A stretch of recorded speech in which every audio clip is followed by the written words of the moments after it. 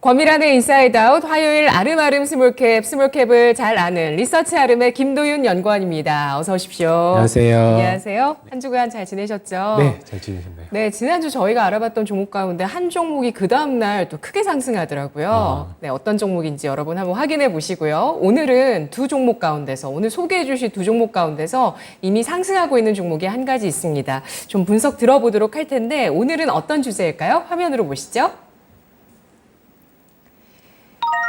연질 캡슐 시장 점유율 1위에 인삼 다크호스, 흑삼까지 띄우나 RP바이오입니다.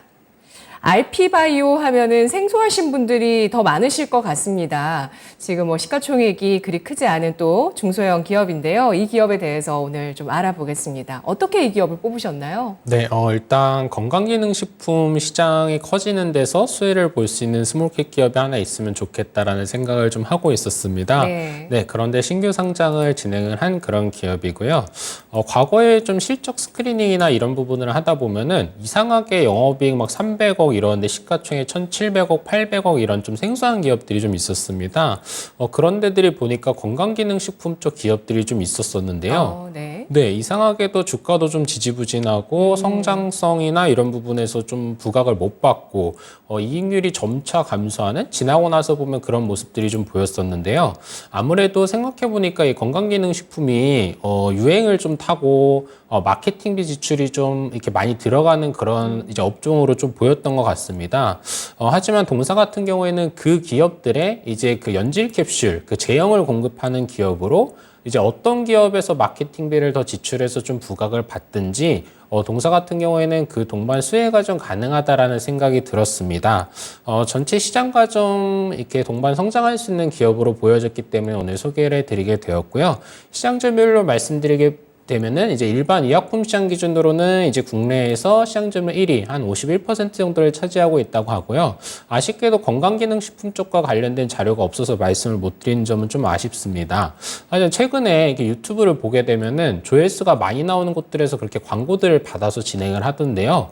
건강기능식품 브랜드가 상당히 많은 것 같습니다. 아무래도 신생 쪽에서 매출 원가가 낮다 보니까 마케팅비로 많이 지출해서 이렇게 좀 실적을 올리는 그런 부분들인데요. 그런 부분들에서 좀 한번 수혜를 기대해 볼 수 있지 않을까 싶습니다. 네, 건강기능식품 정말 예전과는 다르게 종류도 진짜 많아졌고요. 광고도 정말 많이 보게 되는데요. 그만큼 유행을 타고 또 마케팅 비용에 대한 부담도 있는 분야, 이 가운데서 이러한 쪽에 OEM, ODM 납품을 하고 있는 기업으로 주목받을 수 있을 만하겠다라는 가능성을 보셨는데요. RP바이오입니다. 최근 몇 년 사이에 매출액은 또 영업이익과 함께 꾸준하게 성장을 하고 있고 당기순이익은 조금 정체된 그런 모습을 보여주는데요. 일반 의약품과 건기식의 OEM, ODM 기업입니다. 주요 사업부와 사업부별 매출 비중 살펴보고요. 또 현재 어떤 고객사를 확보하고 있는지 알아볼까요? 네, 일단 연질 캡슐 전문 기업이고요. 이렇게 일반 의약품이나 건기식으로 연질 캡슐로 OEM, ODM 해주는 회사입니다. 사업 부분은 사실 연질 캡슐 하나라고 볼 수가 있겠는데요. 현재로서는요. 근데 이제 사업 보고서상으로는 건강기능식품이랑 의약품으로 나눠 놓았기 때문에 말씀을 드리면 올해 추정치 기준으로 건기식 쪽이 한 55% 정도가 나올 것 같습니다. 의약품은 한 45% 정도가 되겠고요. 일반 의약품 기준으로는 들어보셨을 만한 것들이 대웅제약의 우루사, 유한양행의 마그비 시리즈, 종근당의 모드 시리즈, 셀트리온 화이트벤 시리즈 등 총 264종 에 적용이 되고 있는 것으로 알려져 있고요. 건기식 같은 경우에는 아무래도 종류가 더 많습니다. 한 871종으로 확인이 되고요. 종근당 건강의 루테인 미니, 저도 먹고 있는 그런 건기식인데요. 네, CJ 웰페어의 BYO 유산균 롤, 휴원스의 메노락토 이런 것에 좀 적용이 되고 있다. 이렇게 말씀을 드릴 수가 있겠고요. 국내 대형 제약사들뿐만 아니라 전체적으로 한 250여 개 정도의 네트워크를 확보하고 있는 것으로 파악이 됩니다. 하나의 고객사가 크더라도 사실 그 건기식이나 의약품 하나의 비중이 크지 않기 때문에 총 매출의 10% 이상을 넘어가는 단일 고객군은 없는 것으로 파악이 됩니다. 그렇기 때문에 하나의 고객사가 제형 변경이나 다른 제조사를 찾아간다고 해서 큰 리스크가 될 것 같지는 않습니다. 네, 우리가 일반적으로 먹는 그런 의약품과 건기식이 이런 연질 캡슐 전문 기업으로 넘어가서 생산이 된다는 것 이렇게 또 알게 됩니다. 국내 대형 제약사 위주로 250여 개 이상의 네트워크를 형성하고 있는 기업인데요. 시장 분석 들어가 보겠습니다. 국내 건기식 시장의 매출 상위 품목을 한번 보면서 최근에 건기식 국내에서는 어떤 트렌드가 있는지 읽어볼까요? 네, 일단 숫자를 보니까 좀 재밌었습니다. 홍삼이 네. 이렇게나 많이 팔려라는 생각이 좀 들었었는데요. 홍삼이 단연 1등이죠. 네, 예. 네, 금액으로 봐도 1.4조 원 정도가 예. 연간으로 팔린다고 하더라고요. 안 드시나 봐요. 저는 아직 안 먹습니다. 네, 네. 그러고 그 다음에 이제 프로바이오틱스가 한 8,900억 원 정도로 25% 정도 차지를 하고 있고요. 홍삼은 앞서 말씀드린 홍삼은 39%, 그리고 이제 종합 비타민 5,400억 원, 한 15% 정도를 차지하는 그런 시장으로 형성이 되어 있습니다. 트렌드로 보게 되면 홍삼이 조금 비중은 줄고 있고 프로바이오틱스나 종합 비타민이 늘고 있다고 하는데요. 아무래도 2030이 건기식 시장에 진입을 하면서 이런 현상이 나타나고 있다는 분석입니다. 네. 20, 30대 분들은 홍삼보다는 비타민이나 프로바이오틱스를 선호하시나 봐요. 네, 싸고, 네. 아, 맞아요. 비용 차원에서도 그렇고. 근데 우리가 지금 알피바이오를 알아보고 있기 때문에 홍삼 시장 같은 경우는 알피바이오가 큰 수혜는 못 받습니다. 연질 캡슐로 안 먹으니까요. 네. 예. 그러면, 핵심 기술을 좀 살펴보도록 할 텐데요. 국내 연질 캡슐 점유율 1위 기업입니다. 알피바이오.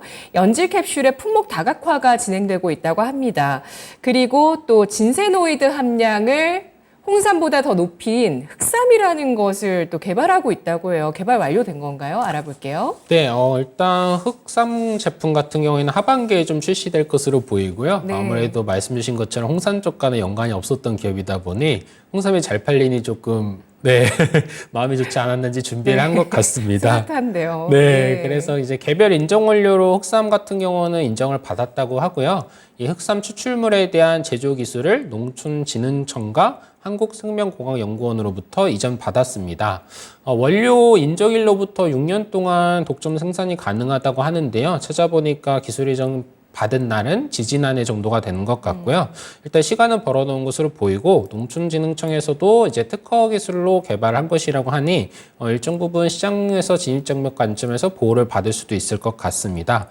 흑삼은 홍삼의 기능 성분인 진세노사이드 함량이 최대 13배까지 함유되어 있다고 하니까요. 출시 후 반응을 한번 같이 봐주시면 좋을 것 같고요. 이제 제품 개발 쪽에서는 고객 맞춤형 제품 역량 개발을 확보하고 있다라고 말씀드릴 수가 있겠습니다. 사실 고객사들이 원하는 대로 얼마나 잘 만들어주느냐가 경쟁력이 될 것 같고요. 또한 고객사에게 선제적으로 이제 이런 제품들이 소비자들이 원한다고 또 알려줄 수도 있는 기업이라고 생각을 합니다. 일단 이중 기능성 장용성 연질 캡슐인 듀오 메가 프로라는 제품도 이제 개발을 했다고 하는데요. 네. 경구 투여 시 일정 부분 이제 장에 가서 이제 나와야 되는 약 같은 경우 중간에서 이제 분해되지 않도록 도와주는 캡슐이라고 하고요.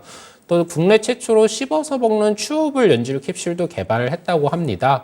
시럽으로 이렇게 먹이는 것보다 정량을 먹을 수 있다는 그런 장점이 있겠고요. 또 아무래도 이렇게 애기들이나 씹는 맛을 좀 필요로 하시는 고객분들한테는 유용한 그런 캡슐이 될 것 같습니다.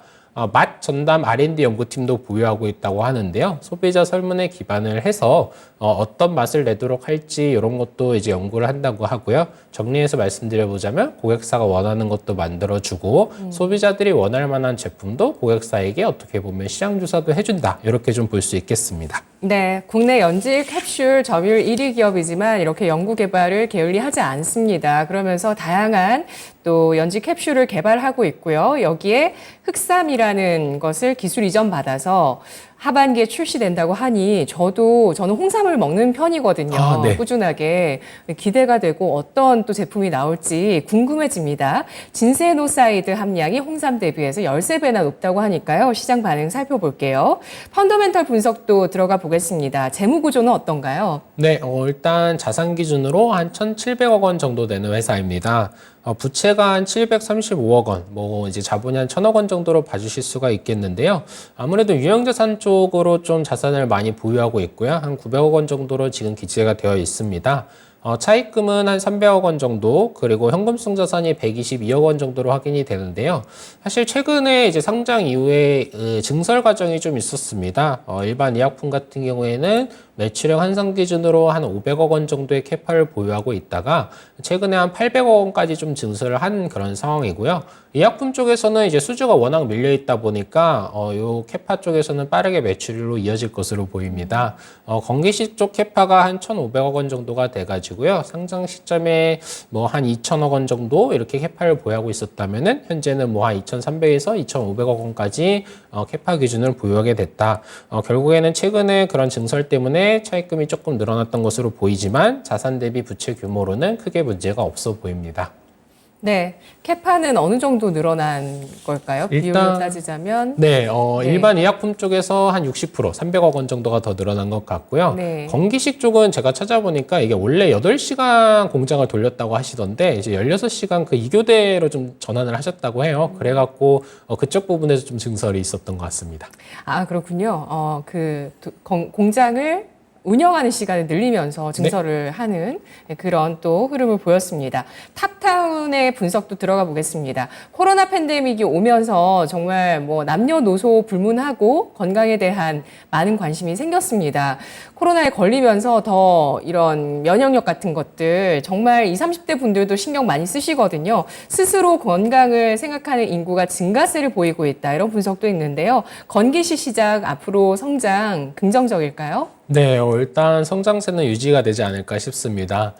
사실 이런 광고 쪽에서 저희가 트렌드를 좀 찾을 수가 있겠는데요. 네. 광고 쪽에 지출이 많이 되고 있는 것으로 저희가 실제 주변에서 확인을 할 수 있으신 만큼 실제로 좀 성장이 담보가 돼서 아마 기업에서도 비용 지출을 할 수 있을 것이기 때문에 이런 부분을 좀 봐주시면 좋을 것 같고요.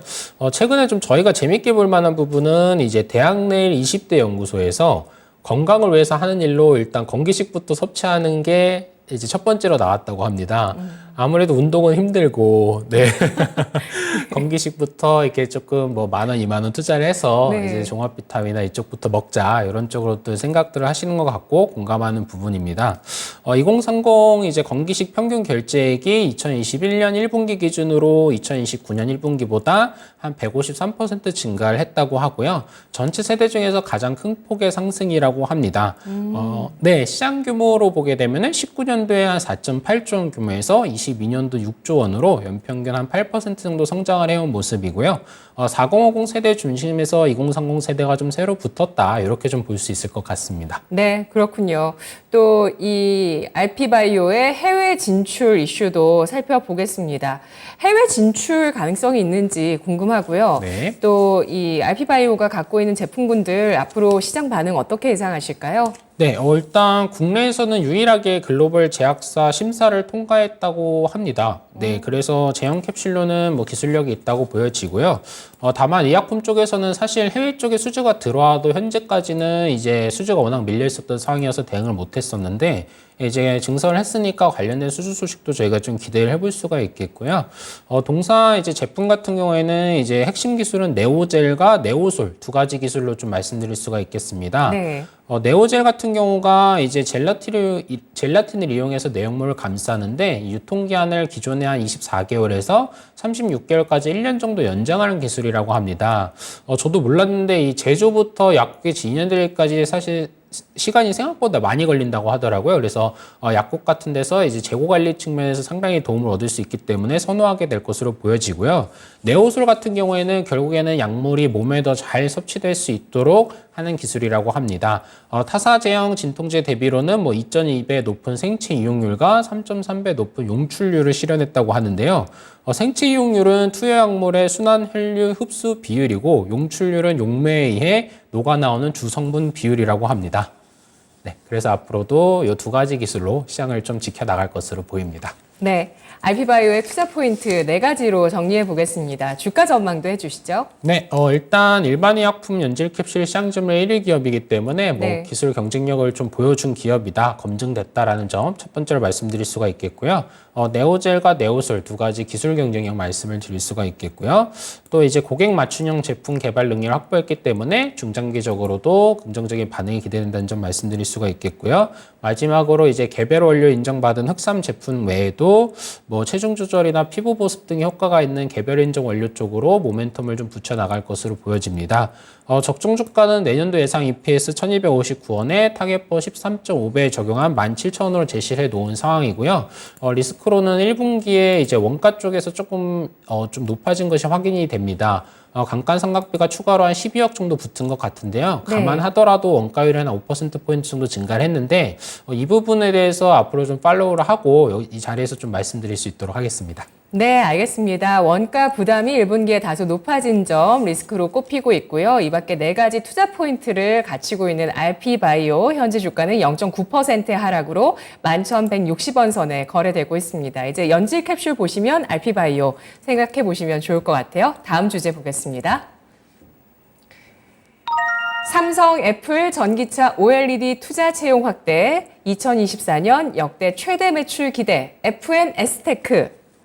주제에 욕심을 좀 내서 내용이 좀 많이 들어갔는데 이 종목이 오늘 크게 좀 상승을 하고 있습니다. 1분기에는 영업 적자를 기록하고 있는 모습인데요. 그럼에도 불구하고 이 기업의 어떤 잠재력을 보셨던 걸까요? 네, 일단 디스플레이 장비주 같은 경우에는 실적이 정말 어떻게 이렇게 안 좋지라고 할 때 지켜보는 게 맞는 것 같습니다. 네. 제가 예전에 이제 1년 퍼가 한 5배 정도 중국에서 원래도 증설 들어갈 때 퍼가 5배도 안 되던 기업에 좀 주목을 했던 적이 있었는데요. 그 다음에 실적이 너무 안 좋아지더라고요. 그래서 오히려 조금 고점에서 보게 된 그런 배경이 있었습니다. 네, 고밸류일 때 봐야 되는 맞습니다. 디스플레이.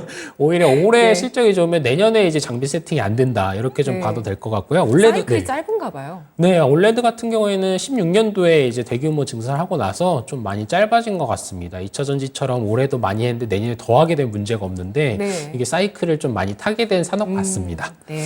네, 그렇게 해서 1분기는 적자 기록 사실 장비 쪽 매출이 이제 워낙에 없었고요. 히스토리 말씀드리게 되면 업계에서는 사실 지난해에 한 30K 정도 전환 투자가 있을 것으로 기대를 했었는데 실제는 12.5K 정도 전환 투자가 이뤄졌었다고 합니다. 그래서 사실 올해는 이 장비사들 특히 SDC 쪽 이 서플라이 체인 쪽 실적은 모두 안 좋을 것으로 보여지고요.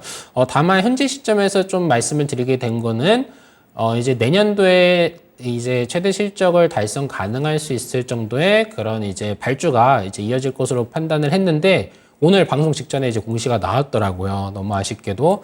그래서 이제 어떻게 보면 실적은 내년도에 역대 최대치로 찍힐 것으로 보여지는 시점에서 오히려 지금처럼 눈에 보이는 숫자는 안 좋을 때 말씀드린 게 좋겠다라는 관점에서 오늘 좀 소개를 해드리게 되었습니다. 네, 오늘 삼성 디스플레이와 이 FNS테크가 360억 원 규모의 디스플레이 장비 수주를 계약을 맺었다라는 소식이 나왔습니다. 최근 매출액 대비 53% 수준의 이런 큰 규모의 수주가 나왔는데요. 그래도 이제 지금부터 실적이 변화할 수 있는 거니까 잘 지켜봐야 되겠습니다.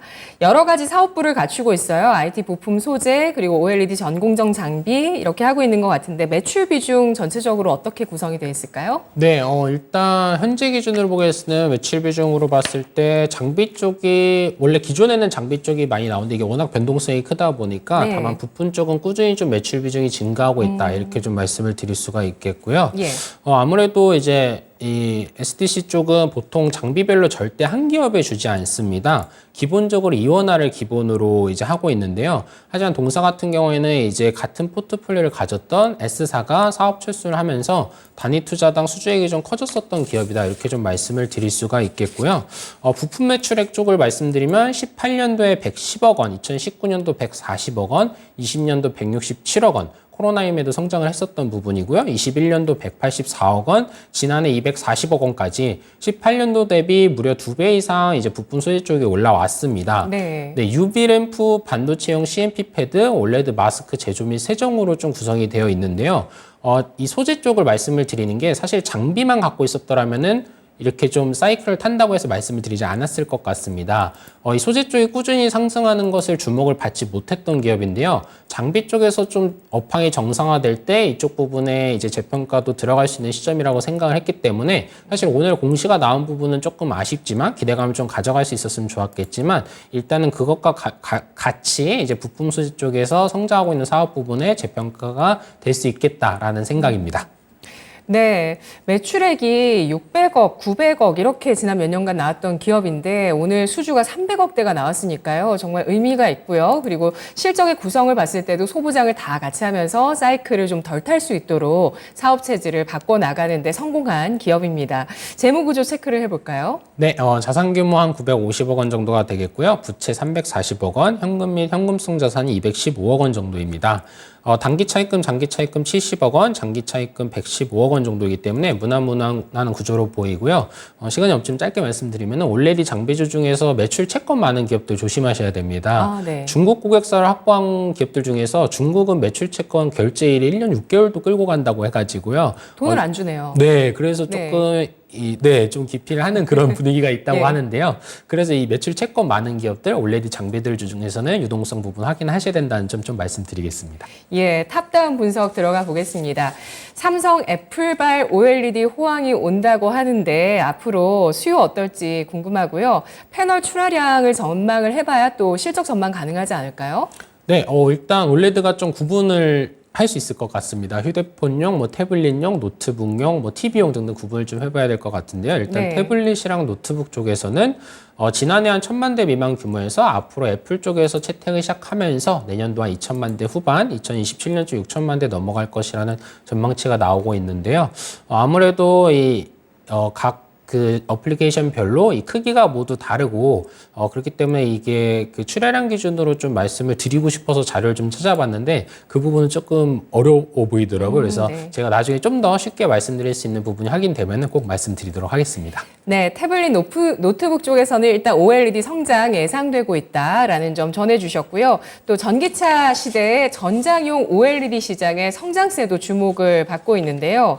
2027년까지 고성장 예상된다는 수치가 보이더라고요.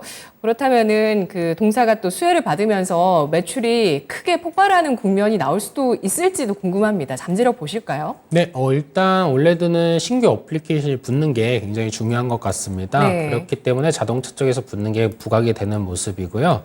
아무래도 전장용 올레드 수요가 늘어나면서 올레드 라인 증설이 돼야 일단 장비 쪽에서는 동사가 수혜를 볼 수 있겠다라는 분석이고요. 과거 레퍼런스 기준으로 중소형 올레드 15K 기준으로 동사가 한 300억, 대형 QD 라인 때 30K 때 한 800억 원 규모 수주를 좀 했었던 그런 레퍼런스를 보유하고 있습니다. 그렇기 때문에 이번에 공시가 360억이 됐다면은 15K 투자 기준으로 봤을 때는 오히려 60억 원 정도 더 받았기 때문에 일단 이번에는 이원화가 되지 않은 것으로 방금 좀 생각이 드는 그런 부분이고요. 전기차가 성장해서 전장용 올레드 시장이 커진다면은 신규 어플리케이션 다각화가 될 거고, 다만 저희가 직접적으로 봐야 하는 부분은 결국에는 SDC, 삼성 디스플레이의 그 증설 스케줄 이 부분을 좀 확인을 해야 될 것 같습니다. 네. FNS테크의 리스크 요인을 꼽는다면 네, 사실 뭘까요? 이 증설 이야기가 계속 있었습니다. 이 A5 라인도 3년 전부터 이야기가 나왔었고, 마지막에 들은 게 이제 드디어 건물을 다 올렸다, 안에 이제 세팅이 들어가기 직전이다 이런 것까지 들었었는데 그게 사실 1년 전이거든요. 그래서 리스크로는 이런 너무 부분들이 지연되는데요. 맞습니다. 예. 그래서 이게 지연 리스크가 장비사에는 최대의 리스크다. 다만 동사는 부품 소재 쪽에서 기대할 수 있는 부분이 있고 360억 원 오늘 수주가 나왔기 때문에 내년도 실적까지는 기대할 수 있는 부분이 생겼다. 이렇게 좀 정리할 수 있을 것 같습니다. 알겠습니다. 오늘 나온 수주 공시로 내년 실적의 가시성이 좀 높아졌다는 부분, 또 점수를 줄 수 있는 대목이지만 삼성 디스플레이 쪽에 증설이 지연되고 있다는 점은 항상 또 발목을 잡을 수밖에 없겠습니다. 그렇다면 투자 포인트 4가지로 정리해보면서 주가 전망해볼까요? 네, 일단 전공정 외장비 사업 부문이라고 하는데요. 경쟁사가 사업 철수를 하면서 오늘 확인하신 것처럼 단위 투자당 수주 금액이 늘어났다는 점 말씀드릴 수가 있겠고요. 부품 소재 매출액 증가하고 있다는 점 말씀드릴 수가 있겠고요. 중소형 그리고 대형까지도 투자 수혜가 가능한 기업이라는 점. 네, 뭐의 중소형? OLED 맞습니다. 네. 네, 중소형만 수혜가 되고 대형만 수혜가 되는 기업도 있거든요. 네네. 동사 같은 경우는 양쪽 모두에서 수혜가 된다는 점, 그리고 OLED 어플리케이션 다변화 때마다 조금 이야기가 나올 수 있는 기업이라는 점 말씀드릴 수 있을 것 같습니다. 예. 적정 주가는 내년도 예상 EPS 1276원에 타겟퍼 10배 적용한 12,800원으로 산정을 해놓은 그런 상황입니다. 네. FNS테크 현재 주가 수주 공시로 인해서 7%가 크게 상승한 9,880원 선에 거래되고 있습니다. 김도윤 연구원님 분석 고맙습니다. 감사합니다.